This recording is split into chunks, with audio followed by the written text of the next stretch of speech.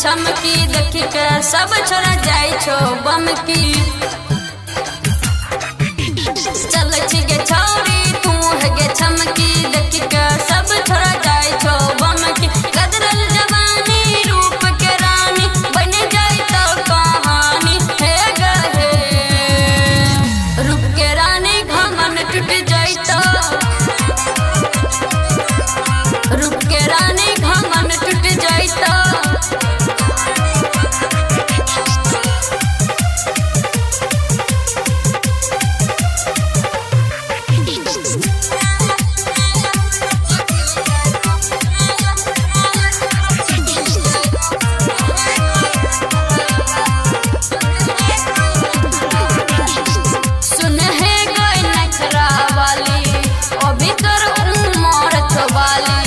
जब तू सिंगार करै छी लागै छी रूप के रानी।